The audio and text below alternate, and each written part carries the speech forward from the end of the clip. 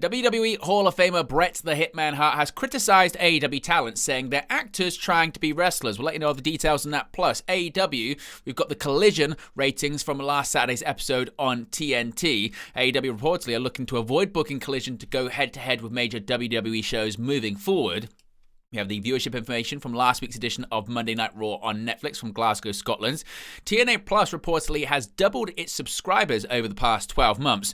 John Cena promises more unpredictability ahead of his final WrestleMania match. Ilya Dragunov reportedly is targeted to return to WWE TV in September. We have a contract update on AJ Styles. WWE Hall of Famer Mick Foley survives a horrific car wreck. There's a reason why fake This Is Awesome chants were added to the Netflix version of WWE WrestleMania 40, and Josh Alexander has an interesting trademark filed ahead of his impending AEW debut.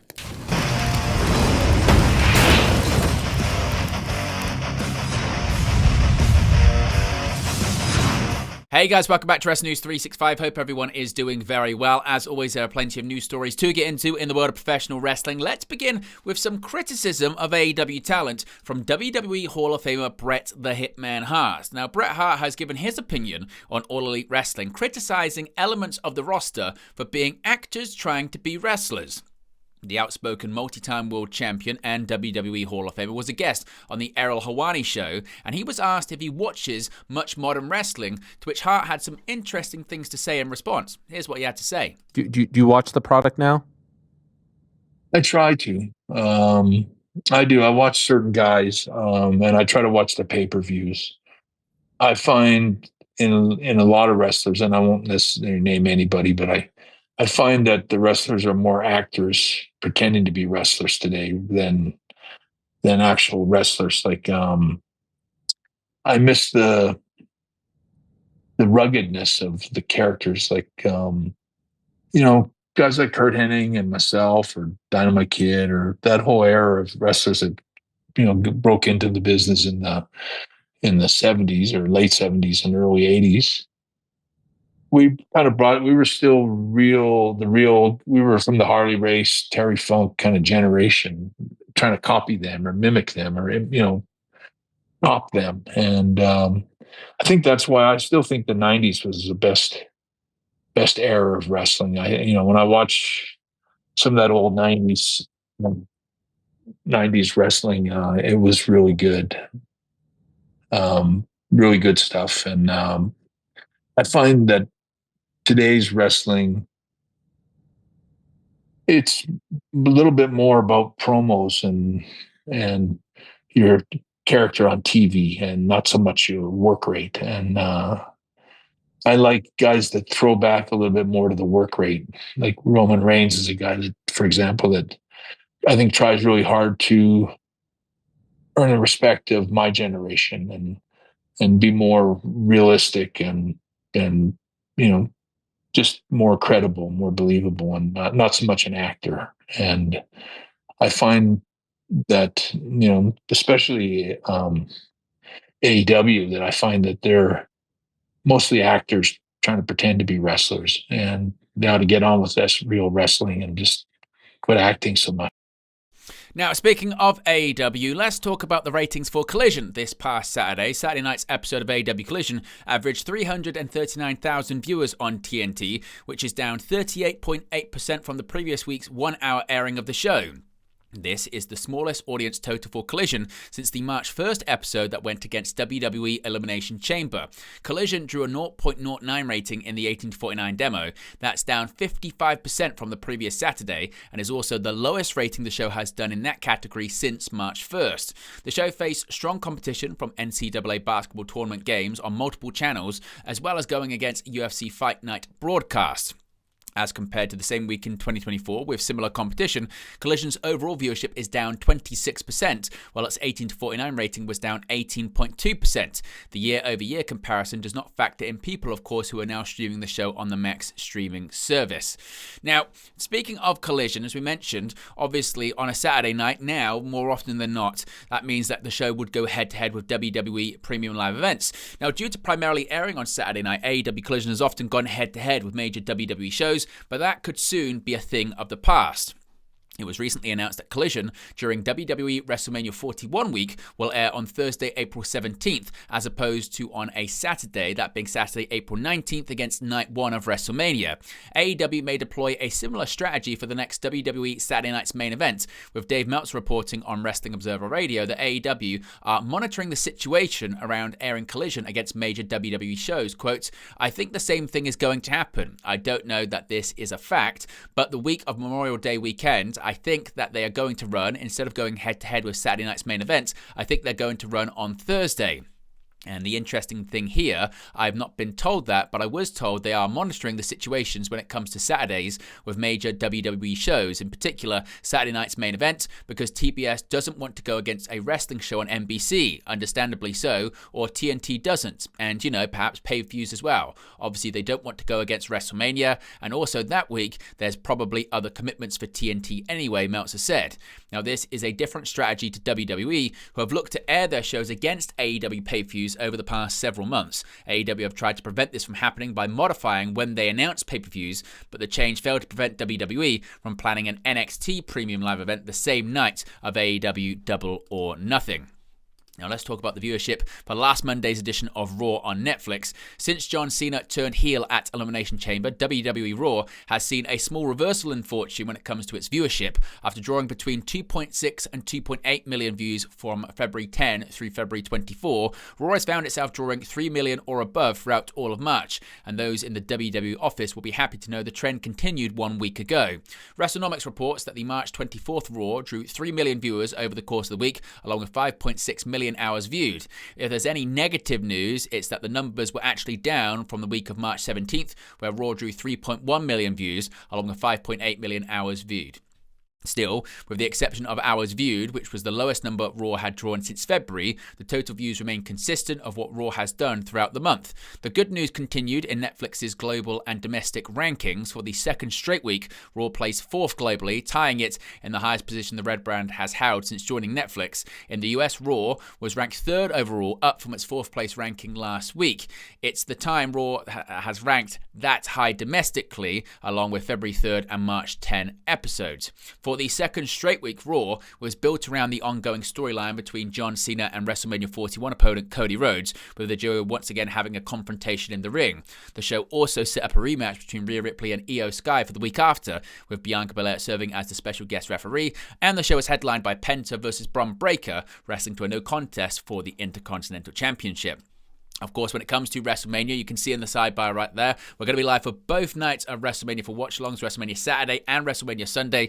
All of the timing details, as well as the post-show information, all available in the sidebar. You can also scan that QR code right there and become a member of the WN365 roster. Be sure to subscribe too. You can see the live subscriber count there as well. Well over 20,000 subscribers. Big up to the Wrestle News universe.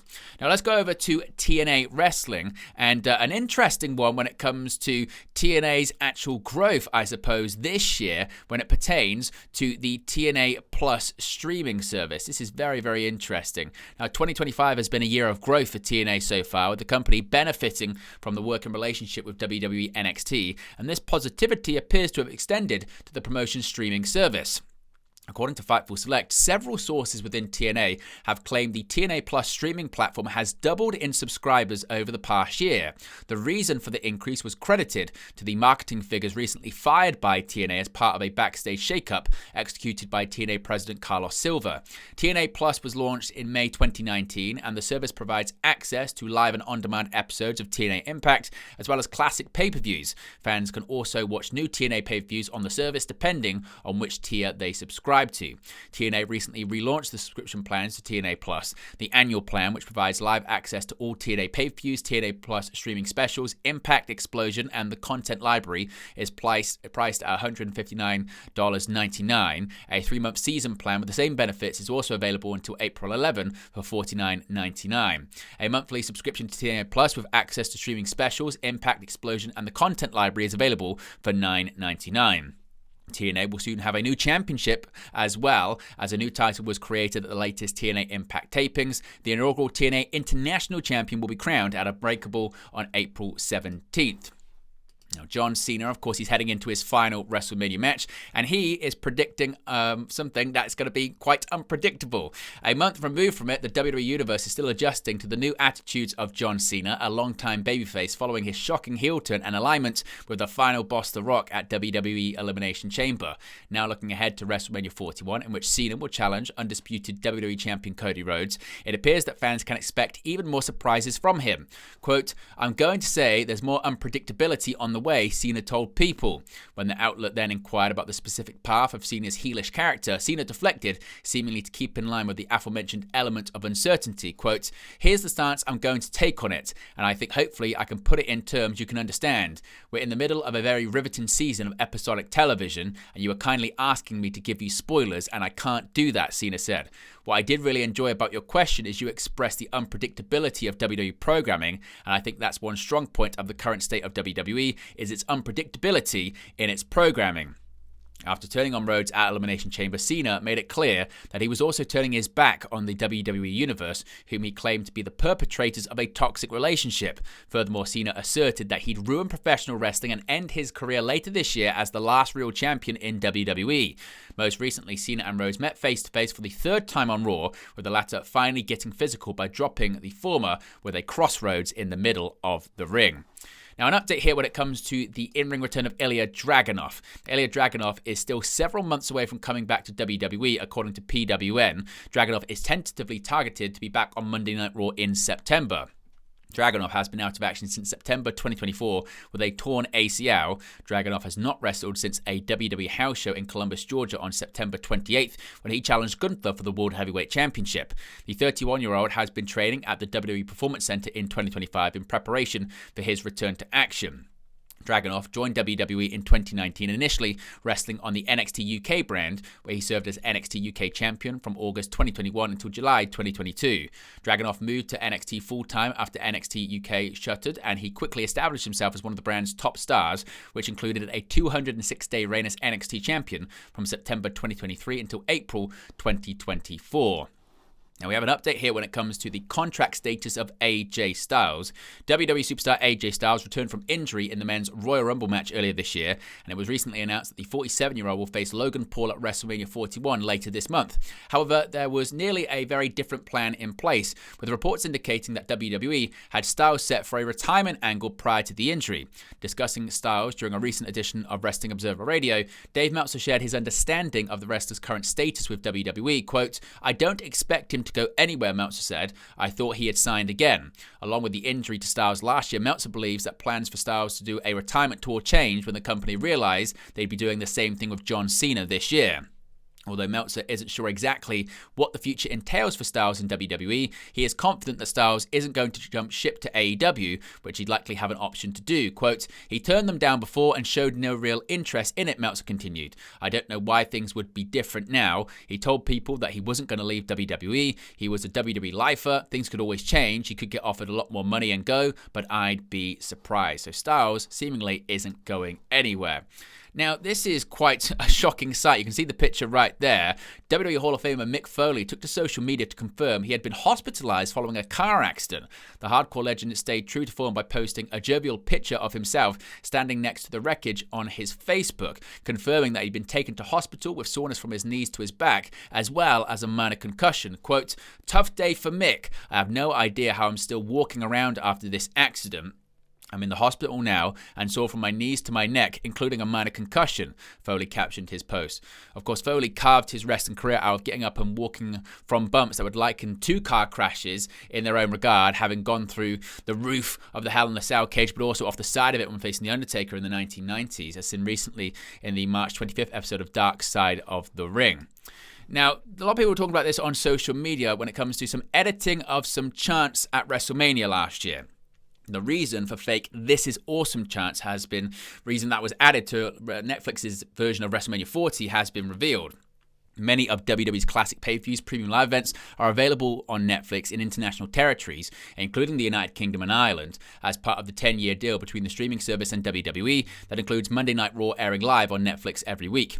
Now, edits have been made to current WWE shows on Netflix throughout 2025, but there have also been changes to WWE's library of content, with it emerging this week that fake This Is Awesome chants have been added to the six-pack ladder match for the WWE Tag Team Championships and World Tag Team titles during WrestleMania 40 Night 1. Those chants were piped into the Netflix version of WrestleMania 40 following an air raid crash from the top of a ladder from Tommaso Ciampa to Tyler Bates. Fans on the live version of WrestleMania 40 can be heard chanting "Holy shit" following the Ciampa-Bates spot, and Netflix sources have told Fightful Select that edits were only made to replace expletive chants. It's unknown if there are any plans to edit any other shows featuring expletive chants from WWE's content library on Netflix. And finally, Josh Alexander files an interesting trademark. On March 31st, Alexander filed to trademark Canadian Strong Style for entertainment and merchandise purposes. Of course, Alexander departed TNA Wrestling in February when his contract expired. Fightful Select has previously reported, along with other outlets, that he indeed is headed to AEW. But there you go, guys. Latest pro wrestling news for you. Be sure to smash a like on the like button. Be sure to subscribe, bottom right-hand corner. As always, let me know your thoughts in the comment section below, and I'll speak to you again very, very soon. Hey guys, thank you for watching, listening, streaming, or however you come across this video today. Be sure to click on the video on the right there to watch our next video, or click the bottom there to subscribe, or the bottom right hand corner. Thank you very much, and I'll speak to you again very soon.